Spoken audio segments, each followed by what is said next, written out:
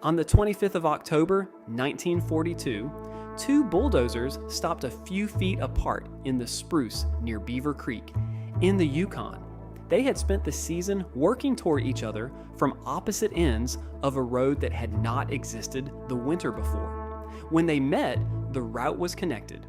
4 weeks later, on the 20th of November, a ceremony opened the Alaska Highway to military traffic. 10,607 Army engineers had put it there.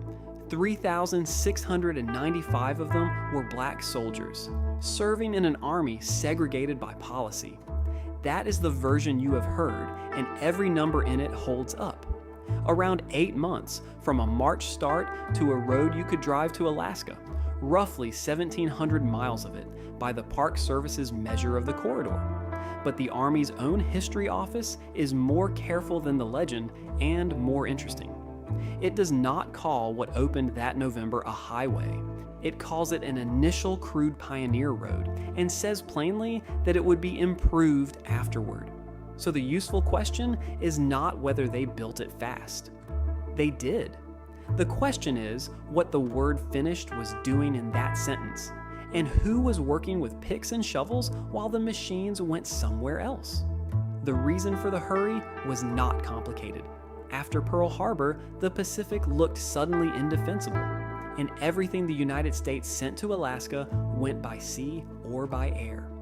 In early 1942, Roosevelt approved a project that had been argued over for years and settled it with the Canadian government, an overland connection from Dawson Creek in British Columbia up through the Yukon to Delta Junction, Alaska. A land route meant supply that did not depend on a ship staying afloat. Construction began in March from both ends, working inward. The schedule was not a boast, it was a constraint. The road was meant to be operable within a year, and that far north, you get one working season to make it happen. It had to be pushed through before the second winter closed over it. Everything else about the project bent to that fact. And when I say everything, I mean that the definition of the road itself was one of the things that bent. The ground fought back in ways the official accounts do not try to soften. Muskeg, waterlogged ground that looks solid and is not, swallowed equipment. Underneath it, in places, was permafrost, which cannot simply be cut into because opening it turns it to slurry.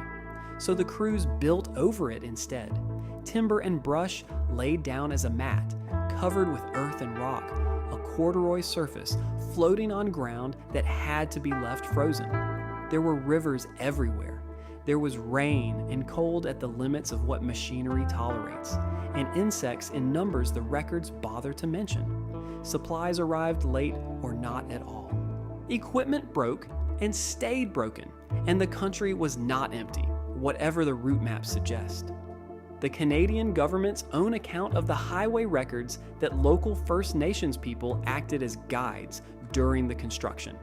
What that meant for each community, what they were asked, what they were promised, what it cost them afterward, is not something this record can tell you, and I am not going to fill it in with a guess. Now, the Army's language. From early 1942, the objective was not a highway. It was a crude pioneer road, a line forced through, passable, to be upgraded later by civilian contractors. Measured against that objective, the autumn of 1942 was a success delivered on time. Measured against the road most people picture, it was not the same object at all. The official sources do not even agree on how long it took. The National Park Service calls the work up to late November just over 8 months. The Canadian government calls the Pioneer Road just 9. They are describing the same season and counting from slightly different places, and neither of them is being evasive. That is simply what happens when something is finished by definition rather than by inspection. That definition permitted a great deal. A surface laid on brush and earth over ground that would move again when it thawed is not a permanent surface, and nobody involved claimed it was.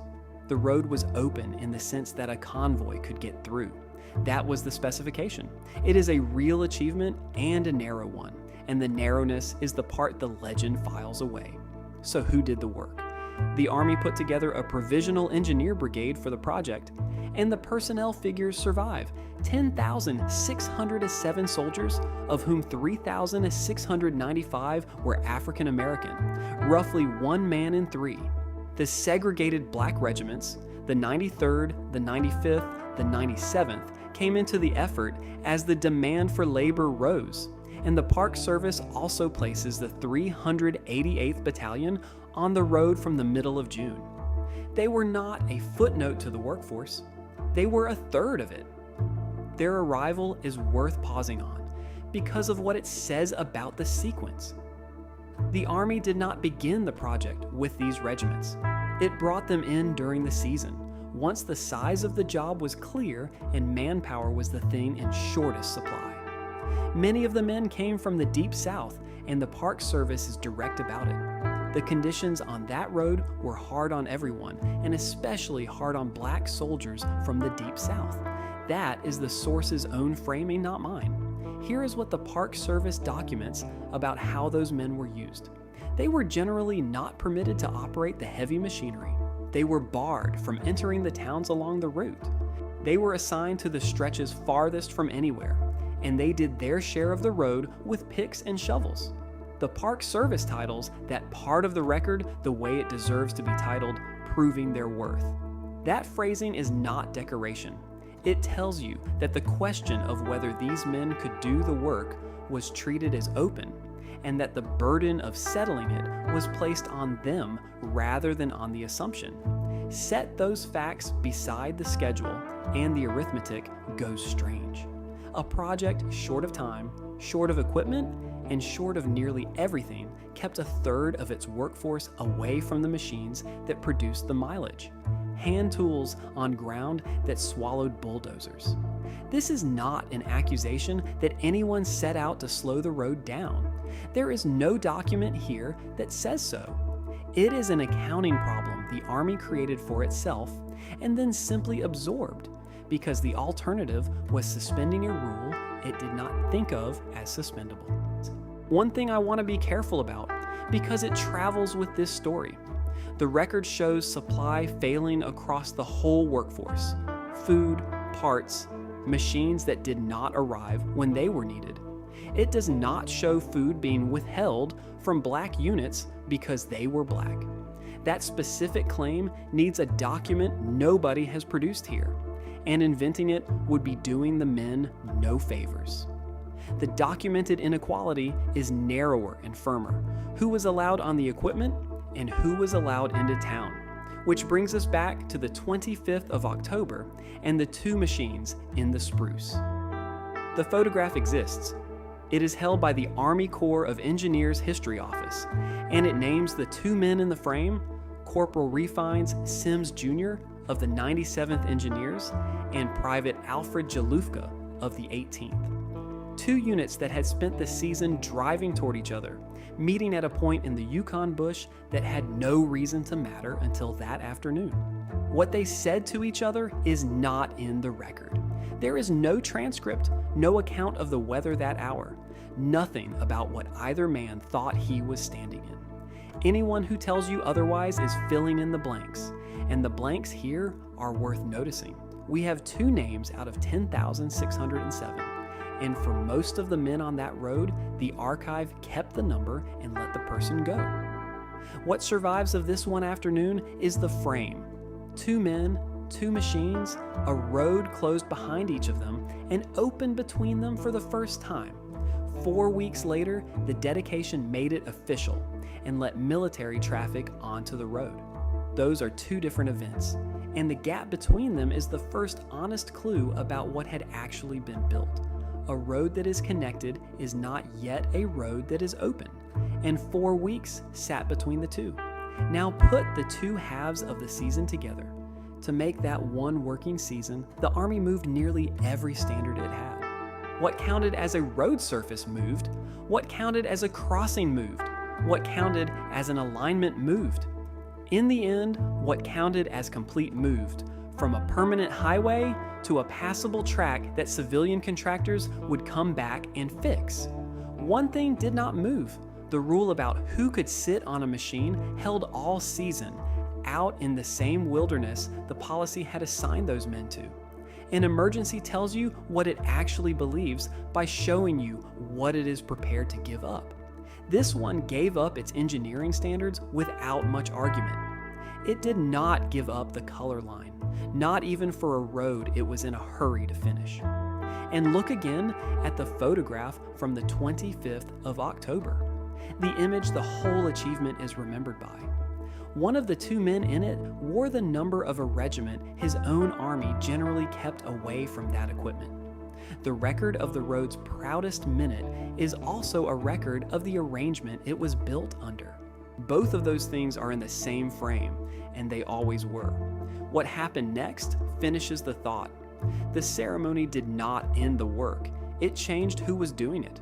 Army engineers stayed on it after November, maintaining a road that had been built to a temporary standard. Then, in 1943, the job passed to civilian contractors and the Public Roads Administration, and the route was rebuilt to a standard it had never been held to the first time. The Canadian government dates the permanent location of the highway to 1943.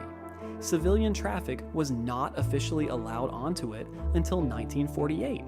6 years between the ceremony everybody remembers and the road most people mean when they say the road. So the Pioneer Road got its second pass.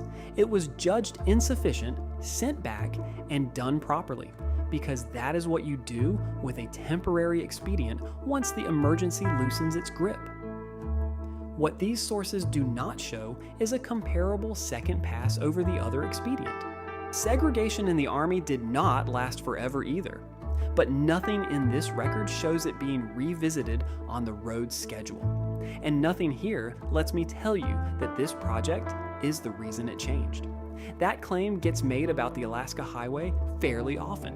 It needs evidence these documents do not contain, and the men deserve better than a compliment nobody can source.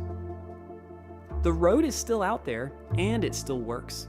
It runs as a functioning land link between Canada and Alaska. On the American side, the stretch from the Canadian border to Delta Junction carries a route number in the state's current traffic manual. Freight, pickups, campers in the summer. Nothing about it announces 1942. It is also, in stretches, not the road those men built. A route through that country has to be maintained and improved to stay open at all. And in places, it has been moved outright, off ground that would not hold it. That is worth saying plainly because it is the last piece of the 8-month claim. What was finished in November 1942 was a passage. What people drive now is the product of every season since, which is exactly what the Army said it would be, in the same sentence where it used the word crude, which leaves the photograph and one more fact to set beside it. The summer after it was taken, crews came back over that same ground with more time and better equipment and built the road again properly because the first version had never been meant to last. The ground got its correction. On this record, the arrangement the men worked under got no correction on the same schedule. 2 machines stopped a few feet apart in the spruce in the last week of October. A road closed behind each of them and opened between them for the first time. And a caption, written afterward by the Army's own historians, naming a corporal from the 97th, one of the regiments that spent that season doing its share of the road with picks and shovels, while the machines belonged to somebody else.